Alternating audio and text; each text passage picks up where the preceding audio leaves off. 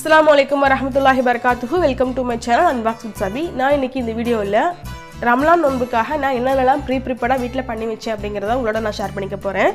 ப்ரீப்ரிப்பரேஷன் எதுக்காக அப்படினா இந்த ரமலான் நாட்கள்ல அதிக நேரம் கிச்சன்ல இருக்காம தொழுகைகள் தொழுகிறதுலயும் அமல்கள் செய்யறதுலயும் குர்ஆன் ஓதுறதுலயும் நம்ம நேரத்தை செலவிடலாம். அதுக்காக தான் இந்த வீடியோ. இது முஸ்லிம்ஸ்க்கு மட்டும் இல்ல நான் முஸ்லிம் ஃப்ரெண்ட்ஸ்க்குமே ரொம்ப யூஸ்ஃபுல்லா இருக்கும்.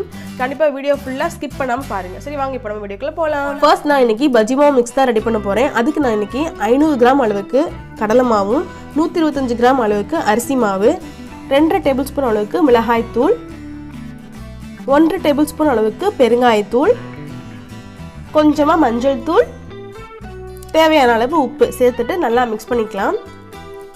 நீங்க இது கூட ஜீரக பொடி கூட ஆட் பண்ணிக்கலாம். அதுவுமே நல்ல டேஸ்ட் கொடுக்கும். இப்போ இது கூட கொஞ்சமா நான் சமையல் சோடா ஆட் பண்ணிக்கிறேன். உங்களுக்கு இது தேவையில்லை அப்படின்னா நீங்க ஸ்கிப் பண்ணிக்கலாம். எல்லாமே கலந்துட்டு நல்லா ஒரு தடவை மிக்ஸ் பண்ணி விட்டுருங்க. மிக்ஸ் பண்ணி விட்டதுக்கு அப்புறம் இது ஒரு ஏர்டைட் கண்டெய்னர் பாக்ஸ்ல ஸ்டோர் பண்ணி வச்சுக்கலாம். ஸ்டோர் பண்ணும்போது ஈரம் இல்லாத மாதிரி பார்த்துக்கோங்க பாக்ஸ்ல, இல்லைன்னா கெட்டு போயிடும் சீக்கிரம். இந்த மிக்ஸை பயன்படுத்தி நம்ம பஜ்ஜி போண்டா இது எல்லாமே ஈஸியாக 5 நிமிஷத்தில் பண்ணிடலாம். நெக்ஸ்ட் ஒன் செரி பழம். இது நான் பாக்கெட்டில் இருந்து இந்த மாதிரி ஒரு கண்டெய்னர் பாக்ஸில் ஸ்டோர் பண்ணி வச்சுக்கிறேன். அதே மாதிரி டூட்டி ஃப்ரூட்டியும் நான் ஸ்டோர் பண்ணி வச்சுக்கிறேன். இது ரெண்டையுமே நம்ம ஏதாச்சும் டெசர்ட் பண்ணுறோம் அப்படி இல்லைன்னா ஸ்வீட்ஸ் ஏதாச்சும் பண்ணுறோம் அப்படின்னா சேர்த்துக்கலாம். ரொம்ப நல்லாயிருக்கும் டேஸ்ட் சாப்பிட்றதுக்கு. நெக்ஸ்ட்டு பார்த்தீங்கன்னா பேரிச்சம்பழத்தையும் நான் இந்த மாதிரி பாக்ஸில் ஸ்டோர் பண்ணி வச்சுக்கிறேன். நீங்கள் பேரிச்சம்பழத்தில் இருக்க விதையை எடுத்துட்டு அதுக்கு பதிலாக ஏதாச்சும் நீங்கள் நட்ஸை உள்ளே ஸ்டஃப் பண்ணி வச்சுக்கலாம். அதுவுமே ரொம்ப ஹெல்த்தியாக இருக்கும். நெக்ஸ்ட்டு என்கிட்ட இருக்க மசாலாஸ் எல்லாமே தீரப்போகுது. ஸோ அதை எல்லாத்தையுமே நான் ரீஸ்டாக் பண்ணி வச்சுக்கிறேன். இது பார்த்திங்கன்னா கரம் மசாலா அல்லது பிரியாணி மசாலா இது எப்படி வேணாலும் சொல்லிக்கலாம். நம்ம இதை நான் வீட்டிலே ரெடி பண்ணது. இதோட ரெசிபி வீடியோவும் நம்ம சேனலில் ஆல்ரெடி அப்லோட் பண்ணியிருக்கேன். அதோட லிங்க்கும் நான் டிஸ்கிரிப்ஷன் பாக்ஸ்லேயே ஐகார்ட்லையும் கொடுக்குறேன். வேணுங்க செக் பண்ணி பாருங்கள். நெக்ஸ்ட்டு எனக்கு இந்த ரமலானில் அதிகமாக தேவைப்படுறது பார்த்திங்கன்னா இதுதான் இஞ்சி பூண்டு பேஸ்ட்டு. நான்வெஜ் அதிகமாக இந்த நேரங்கள் நம்ம செய்வோம் இல்லையா, அதுக்காகத்தான் ஒவ்வொரு தடவையும் நம்ம இஞ்சி பூண்டு பேஸ்ட்டை அரைச்சிட்டு இருக்க முடியாது. நான் 1/4 கிலோ அளவுக்கு இஞ்சி 1/4 கிலோ அளவுக்கு பூண்டு எடுத்திருக்கேன். கொஞ்சமாக வாசத்துக்காக பட்டை ஏலக்காய் சேர்த்துக்கிறேன். 1 டேபிள் ஸ்பூன் அளவுக்கு எண்ணெய் சேர்த்துக்கிறேன். நீங்கள் எந்த சமையல் எண்ணெய் வேணும்னாலும் சேர்த்துக்கலாம். அதுக்கப்புறம் கொஞ்சமாக உப்பு சேர்த்துக்கலாம். எண்ணெயும் உப்பு சேர்த்துக்கிறனால நமக்கு சீக்கிரமாக இஞ்சி பூண்டு பேஸ்ட்டு கெட்டு போகாது. நீங்கள் எந்த அளவு இஞ்சி எடுக்கிறீங்களோ அதே அளவுக்கு பூண்டு எடுங்க. அப்போ தான் குவான்டிட்டி சரியாக இருக்கும். அவ்வளோதான். இதை நம்ம ஒரு ஏர்டைட் கண்டெய்னர் பாக்ஸ் அப்படி இல்லைன்னா கண்ணாடி ஜாரில் சேர்த்து ஃப்ரிட்ஜில் ஸ்டோர் பண்ணி வச்சிடலாம்.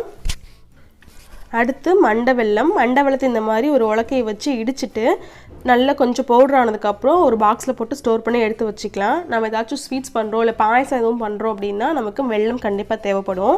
அந்த டைமில் இடிச்சிட்டு இருக்கிறதுக்கு நமக்கு கடுப்பாகும். நம்ம இப்போவே அதை ஸ்டோர் பண்ணி வச்சுக்கிட்டோம்னா நமக்கு அந்த டைமில் கொஞ்சம் ஈஸியாக இருக்கும். அதுக்காகத்தான் இது எல்லாமே சின்ன சின்ன வேலைகள் தான். ஆனால் நமக்கு நோன்பு வச்சுட்டு அந்த டயர்டில் இது எல்லாமே பெரிய வேலைகளாக தெரியும்.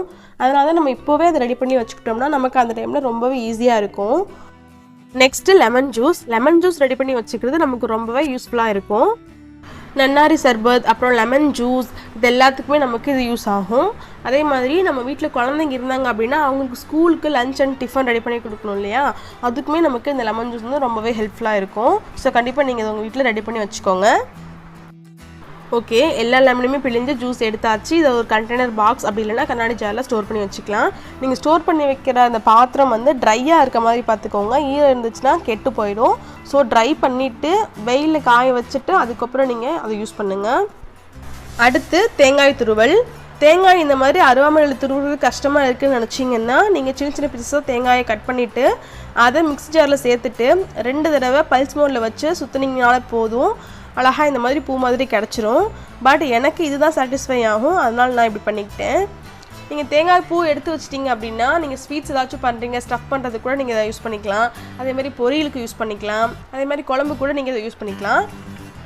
இதையும் ஒரு கண்டெய்னர் பாக்ஸில் ஸ்டோர் பண்ணி வச்சுக்கலாம்.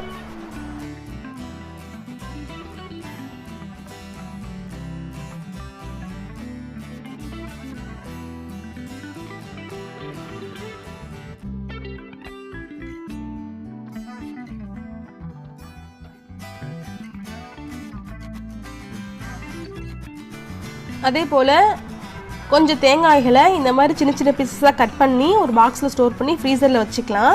முடிஞ்ச அளவுக்கு இது எல்லாமே முன்னாடியே எடுத்து யூஸ் பண்ணிடுங்க, ரொம்ப நாளைக்கு வைக்க வேணாம். இதை நம்ம தேங்காய் பொட்டுக்கடலை சட்னி அரைக்கும் போது ஒரு கைப்பிடி அளவு எடுத்துட்டு ஒரு 2 தடவை அலசிட்டு நம்ம யூஸ் பண்ணிக்கலாம், நல்லாயிருக்கும். அடுத்து ஏலக்காய் பவுடர். நான் இன்றைக்கி 20 கிராம் அளவுக்கு ஏலக்காவும் ஒரு 2 டேபிள் ஸ்பூன் அளவுக்கு சீனியும் எடுத்துருக்கேன். எடுத்துகிட்டு ஒரு மிக்ஸி ஜாரில் போட்டு நல்லா பவுடர் பண்ணி எடுத்துக்கலாம். இந்த மாதிரி பண்ணும்போது ஏலக்காய் ஈஸியாக பவுடர் ஆகிடும். சஹர் டைமில் அப்புறம் இஃப்தார் டைம்லலாம் டீ காஃபி குடிப்போம் அப்படின்னா இதுலேருந்து 1 டேபிள் ஸ்பூன் அளவுக்கு நம்ம எடுத்துக்கிட்டாலே போதும், நல்லாயிருக்கும் ஸ்மெல்லு. அதே மாதிரி ஸ்வீட் ரெசிபி எல்லாத்துக்குமே நமக்கு ஏலக்காய் பவுடர் கண்டிப்பாக யூஸ் ஆகும். ஸோ கண்டிப்பாக வீட்டில் இதையும் நீங்கள் செஞ்சு வச்சுக்கோங்க.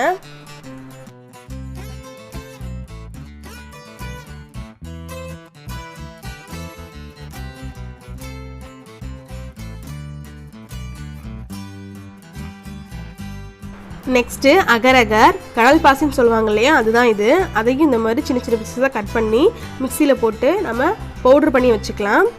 இதை வந்து அப்படியே போட்டோம் அப்படின்னா சீக்கிரமாக கரையாது, அதனால இந்த மாதிரி பவுட்ரு பண்ணி வச்சுக்கிட்டு நமக்கு ஈஸியாக 5 மினிட்ஸ்லேயே அது கரைஞ்சிரும். இந்த அகரகர் உடம்புக்கு அவ்வளோ நல்லதுங்க, ரொம்ப குளிர்ச்சியானது. இந்த வெயிலுக்கு கண்டிப்பாக இதெல்லாம் சாப்பிட்ணும். அடுத்து பாதாம் பிசின். பாதாம் பிசின் இப்படியே முழுசாக ஊற வச்சோம்னா ஊறி வர்றதுக்கு ரொம்ப நேரம் எடுத்துக்கும். அதனால இதை பவுட்ரு பண்ணி நம்ம ஊற வச்சோம்னா 5 நிமிஷத்தில் ஊறி வந்துடும். இதை மிக்சியில் அரைக்கிறதுக்கு முன்னாடி இந்த மாதிரி ஒரு துணியை வச்சு கவர் பண்ணிவிட்டு ஒரு வெயிட்டை வச்சு நல்லா இடிச்சிட்டு அதுக்கப்புறம் நீங்கள் மிக்சியில் போட்டு பவுட்ரு பண்ணி எடுத்துக்கோங்க. இதை நீங்கள் பால், ஜூஸ் ஐட்டம்ஸ் இப்படி எதில் வேணாலும் கலந்து குடிக்கலாம். கண்டிப்பாக இதை ட்ரை பண்ணுங்கள், உடம்புக்கு இது ரொம்பவே நல்லது. அடுத்து ஹோம்மேட் கஸ்டர்ட் பவுடர் எப்படி பண்ணுறதுன்னு பார்க்கலாம். அதுக்கு நான் இன்னைக்கு 1 கப் அளவுக்கு சுகர் எடுத்திருக்கேன். இதை நல்லா ஃபைன் பவுடராக அரைச்சி எடுத்துக்கலாம். அப்புறம் இது கூடவே 3/4 கப் அளவுக்கு கார்ன்ஃப்ளவர் மாவை சேர்த்துக்கலாம்.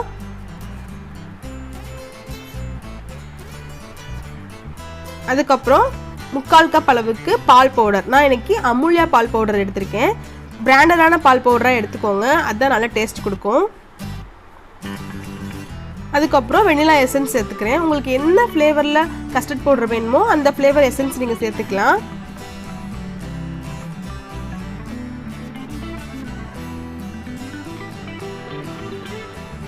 அப்புறம் கொஞ்சமாக ஃபுட் கலர். நான் இன்னைக்கு எல்லோ ஃபுட் கலர் சேர்த்துருக்கேன். சேர்த்துட்டு இதை நல்லா மிக்சியில் அரைச்சி எடுத்துக்கலாம். அவ்வளோதான் ஃப்ரெண்ட்ஸ், ரொம்பவே ஹெல்த்தியான ஹோம்மேட் கஸ்டர்ட் பவுடர் ரெடி ஆகிடுச்சு. இதோட ரெசிபி எல்லாமே கண்டிப்பாக அடுத்தடுத்த வீடியோக்களில் ஷேர் பண்ணுறேன். நம்ம சேனலோட கனெக்ட்லேயே இருங்க. இதையும் நம்ம ஒரு கண்டெய்னர் பாக்ஸில் ஸ்டோர் பண்ணி ஃப்ரிட்ஜில் எடுத்து வச்சுக்கலாம்.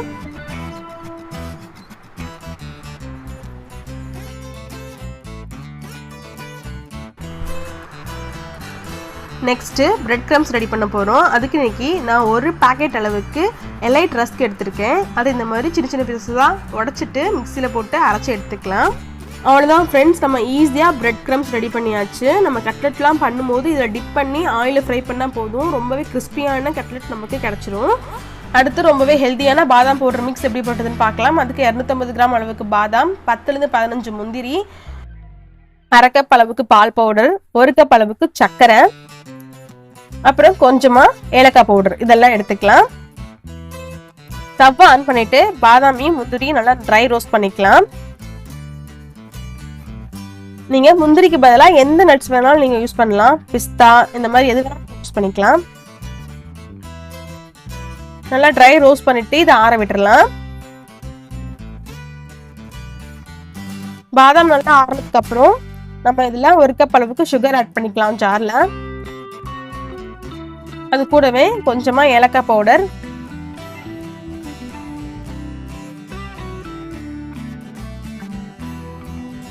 பால் பவுடர் ரெண்டையும் சேர்த்து நல்லா நம்ம அரைச்சி எடுத்துக்கலாம்.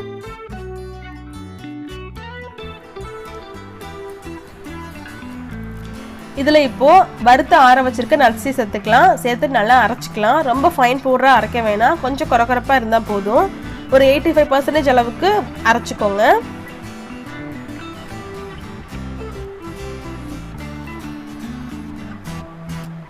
உங்களுக்கு பார்த்தீங்கன்னா தெரியும், இந்த அளவுக்கு அரைச்சி எடுத்துக்கோங்க, இது கரெக்டாக இருக்கும். மிக்சியில் அரைக்கும் போது சூடாச்சு அப்படின்னா கொஞ்சம் சூடு தனியை விட்டு அரைங்க. அரைச்சி முடிச்சதுக்கு அப்புறமும் சூடாக இருக்கும். அது ஆறுனதுக்கு அப்புறமா நீங்கள் கண்டெய்னர் பாக்ஸில் ஸ்டோர் பண்ணி எடுத்துக்கோங்க. அடுத்து நம்ம ரெடி பண்ணி எடுத்து வச்சுக்க போகிறது புளி பேஸ்ட்டு தான். அதுக்கு இன்றைக்கி நான் 250 கிராம் அளவுக்கு புளி எடுத்திருக்கேன். இந்த மாதிரி சின்ன சின்ன பீஸஸாக பிச்சு எடுத்து போட்டுக்கலாம் குக்கரில். எல்லா புளியுமே பிச்சு போட்டதுக்கப்புறம் புளி மூழ்கிற அளவுக்கு நம்ம தண்ணி ஊற்றிக்கலாம். தண்ணி ஊற்றிட்டு விசில் போட்டு ஒரு 3 விசில் வர வரைக்கும் வேக விடுங்க.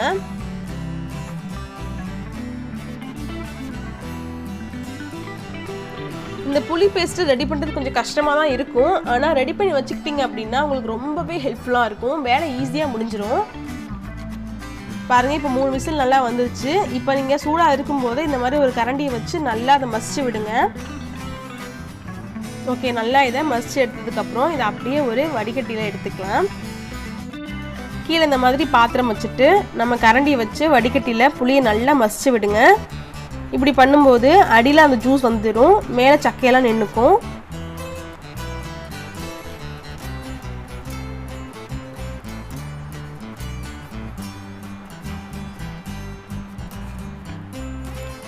பார்த்து பிளாஸ்டிக் வடிகட்டியில் பண்ணும்போது ரொம்ப சூடாக இல்லாமல் பார்த்துக்கோங்க.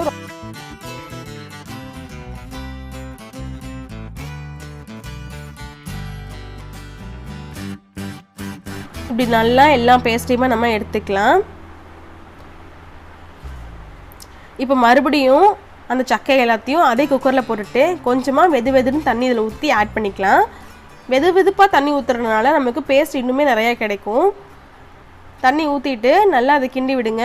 கிண்டி விட்டுட்டு மறுபடியும் இதை நம்ம வடிகட்டி எடுத்துக்க போகிறோம். நல்லா பேஸ்ட் எடுத்துக்கலாம். இந்த மாதிரி ஒரு 2 தடவை நீங்கள் பண்ணலாம்.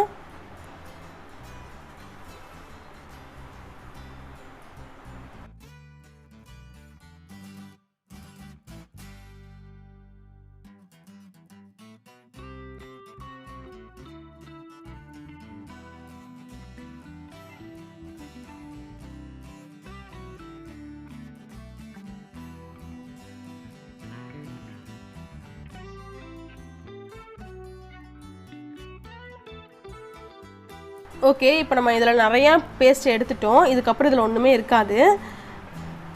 மிச்சம் இருக்க சக்கையை பார்த்திங்கன்னா தெரியும். இது நம்ம லைட்டாக கையில் பிழிஞ்சு விடுவோம். பிழிஞ்சு விட்டால் அது மிச்சம் இருக்கிற பேஸ்ட் எல்லாமே நமக்கு கிடச்சிரும். இந்த மாதிரி எல்லா சக்கையுமே பிழிஞ்சு எடுத்துக்கலாம். அதுக்கப்புறம் இது யூஸ் ஆகாது, தூக்கி போட்டுடலாம்.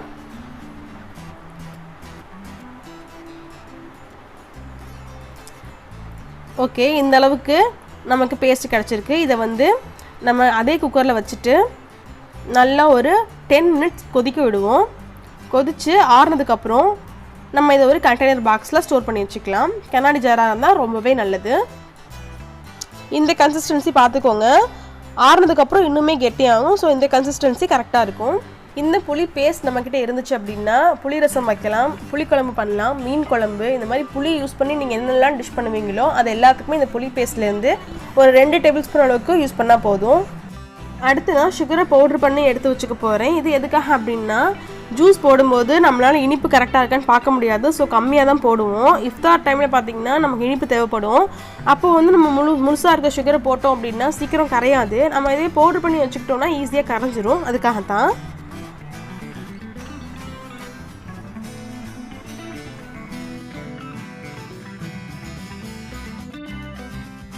ஓகே, நல்லா அரைச்சாச்சு. இதையும் நம்ம ஒரு கண்டெய்னர் பாக்ஸில் ஸ்டோர் பண்ணி வச்சுக்கலாம். கடைசியாக நான் தயிர் உர ஊற்றி எடுத்துக்க போகிறேன். அதுக்கு இன்றைக்கி நான் 1/2 லிட்டர் அளவுக்கு காய்ச்சி வடிகட்டின பால் எடுத்து வச்சுருக்கேன். அதில் 3 டேபிள் ஸ்பூன் அளவுக்கு கெட்டியான தயிர் ஆட் பண்ணிவிட்டு நல்லா கலந்து விட்டுடலாம். கட்டியது இல்லாத மாதிரி நல்லா மிக்ஸ் பண்ணி விட்டுடலாம்.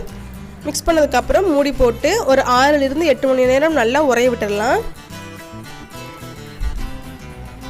பாலை எப்போவுமே தண்ணி ஊற்றாமல் கலந்து ஆற வச்சு அதுக்கப்புறம் தயிர் ஆட் பண்ணுங்கள். ஒரு 8 மணி நேரம்க்கு அப்புறமா பார்த்திங்கன்னா எனக்கு நல்லா இந்த மாதிரி கட்டியாக தயிர் உறைஞ்சி வந்திருக்கு. ஓகே ஃப்ரெண்ட்ஸ், வீடியோட எண்டுக்கு வந்தாச்சு. இந்த ரமலான் நோன்பு நம்ம எல்லாருக்கும் நன்மைகள் நிறைந்த நோன்பாக இருக்கணும்னு அல்லாஹ்கிட்ட துஆ செய்கிறேன். என்னோடய துஆக்களில் உங்களுக்கான துஆக்களும் கண்டிப்பாக எப்போவுமே இருக்கும்.